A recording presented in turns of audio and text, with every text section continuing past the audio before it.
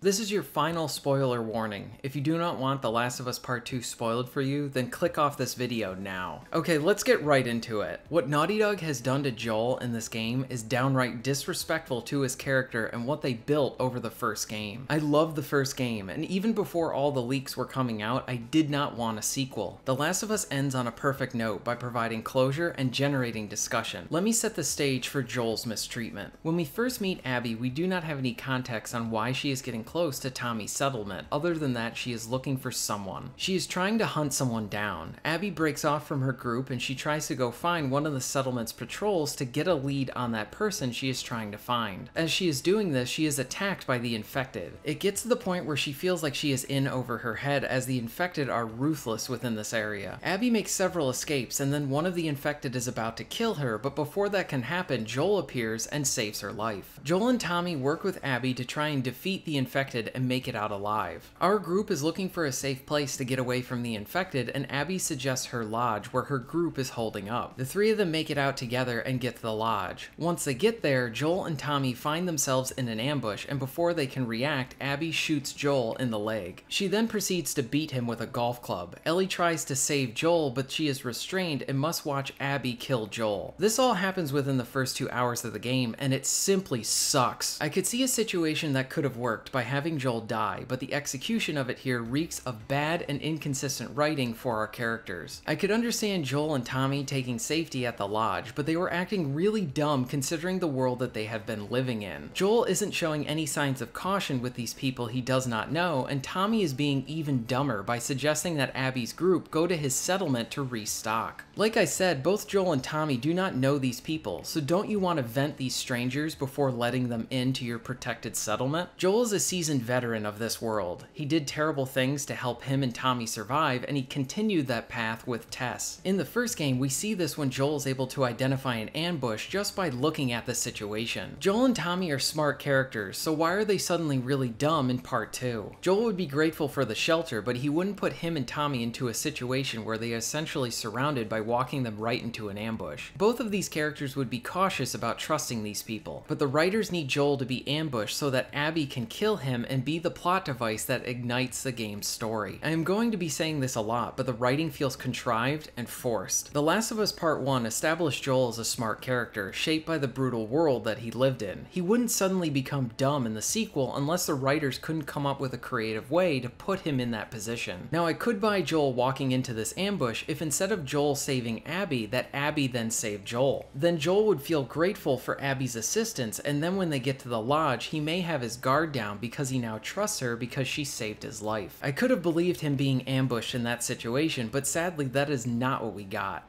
On top of this, Abby is another character that falls victim to being dumb. Abby only kills Joel, but she leaves both Tommy and Ellie alive. Does she not think that Ellie and Tommy will try to seek revenge? Tommy even tells Abby's group that Joel is his brother, and based on how Ellie calls out for Joel, Abby knows that Ellie cares for him. But if Abby killed them, then we wouldn't have any story. Again, this is so contrived. The first game handled a situation like this at the end with Joel rescuing Ellie from the hospital and shooting Marlene. Marlene begs for her life, but Joel kills her, saying that if Marlene survives her wound, she would just come after them. Joel's decision in the first game makes sense, but Abby's doesn't.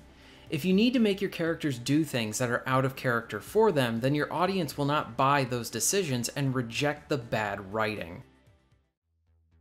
Now, before I get the comments saying that Joel dying just fits the brutal realism of the world, I want to direct you back to the first game. In the first Last of Us, while fighting a hunter, Joel is knocked down and lands really hard on some rebar. He is severely injured, and if the game wanted to go hardcore in the realistic route, then this would have been the place to kill him off. But Naughty Dog made a better decision by having Joel survive, which resulted in creating a great dilemma at the end of the game where Joel needs to decide if he should let Ellie die for a cure or if he should selfishly save her life. And then when he saves her, does he decide to tell her the truth or lie to her? The entire ending is a great dilemma, dilemma and create some very captivating drama. So for the first game, Naughty Dog opted to go for that interesting dilemma and drama rather than having Joel die. I think they missed a great opportunity to do the same thing in Part 2. The Last of Us Part 2 asks the players to witness one of their favorite characters die early on, and then they are forced to continue to play as the killer. The story tries to present other sides to Abby so that we can understand her. The problem is that they did this in the wrong order. Before Abby kills Joel, we do not have any development with her, whereas we have a full prior game with Joel and we are going into the second game loving him. Once Abby kills Joel, she is now irredeemable, which means that every effort that the story makes to understand and empathize with her after this point doesn't work. It is a huge ask for the audience and it isn't the right move. While I'm not a video game writer, I do want to present an alternative to what we got in The Last of Us Part 2. I think both Joel and Ellie's story should be going on at the same time as Abby's. This way we can see both develop at the same time. With Joel and Ellie, we can see them dealing with the aftermath of the first game and maybe having Ellie learn to forgive Joel for lying to her. At the same time, we could cut to sections with Abby and develop her character prior to her story intersecting with Joel's. This way the story has done the work up front to develop Abby and make her more integrated into the narrative rather than shoehorned in like she does feel in this game. This would be a good opportunity for us to understand Abby's perspective and why she wants to get revenge. Playing as Abby might still be a bit unsettling since she wants to actively hurt another character that we love,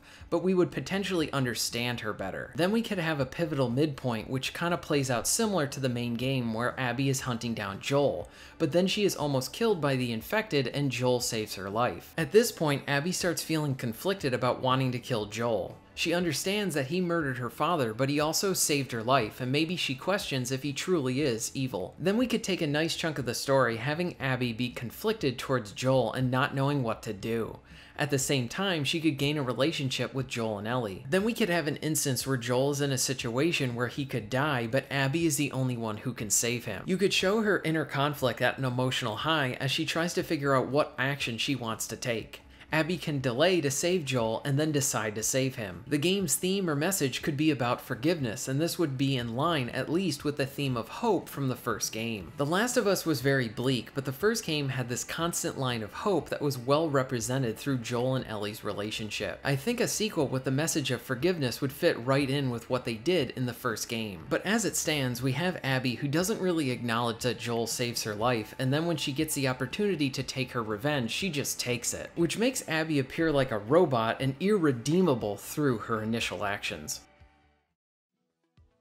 While I stated that Joel's death feels contrived and forced by making him dumb to get into that situation, his death is mostly served to have early shock value to the player, along with being a plot device for the narrative. It feels like they took all the development of his multi-layered character from the first game and flushed it down the toilet. So Joel survived all those prior encounters with death to only get ambushed like he did and then die disrespectfully. The handling of Joel in Part 2 feels like it was written by another writer who does not understand the characters from the first game. But the ironic thing is that Neil Druckmann also wrote the first game. I think the nosedive in quality of the writing contributes to that Neil is in a different position than he was with his prior efforts. With The Last of Us Part 1, Neil began working on this story while he was in college in 2004. He attempted to get his story made into a game and then a comic book, but both efforts failed. He later found himself working at Naughty Dog on the Uncharted games. He became friends with the game director Bruce Straley, and the two of them began collaborating on what would be known as The Last of Us. Neil obviously had something special with The Last of Us, but he also had a great team at Naughty Dog along with Bruce to collaborate with. We even saw a similar situation when Neil was working on Uncharted 4. Amy Hennig had an outline of her story done, but when she left Naughty Dog, Neil and Bruce used that outline for their version of Uncharted 4. After Uncharted 4, we saw the departure of many Naughty Dog employees, including Bruce. During The Last of Us Part 2, Neil was in a different position. He doesn't have his same collaborators or plot outline to work off of, and it shows. He still has talent, and that is probably the most frustrating aspect of Part 2's story. The Joel and Ellie flashback sequences mostly work really well. In many cases, they feel like the same quality of the original Last of Us. Honestly, I would have loved an entire game centered around those events. The flashbacks show more bonding between Joel and Ellie, along with dealing with the aftermath of the original's ending. But with the game we got, the flashbacks feel like Naughty Dog is teasing something to the player that we can never have. I have many problems with The Last of Us Part 2's story. Treatment of Joel is really what kills it for me. I am not mad about him dying, I'm pissed about how they executed it. In order to get the plot moving, Abby needs to kill Joel, and instead of finding a creative way to kill off the prior game's protagonist, they find a contrived and forced method to get Joel into a situation where he dies. By doing this, they turn a beloved character who had many layers into a stupid person who cannot see an ambush he is walking into. Joel from the first game would not have been in that situation if they wrote him consistently in Part 2. While there were some good bits with the Joel and Ellie flashbacks, those sequences really just present a better sequel that we will never have. The first game had two great characters that had a compelling relationship. It was thrilling to see them escape death, and the lighter moments provided great humor and warmth. The first game had strong messages of hope, grief, acceptance, and finding something to live for. The bond between Joel and Ellie is what many people connected to, especially with the character of Joel. For me, The Last of Us Part 2 will be remembered as a bad piece of high-production fan fiction. For me, Joel and Ellie's story concludes at the end of the first game, and I like to think that Joel eventually told Ellie the truth, and she learned to forgive him. Thank you very much for watching.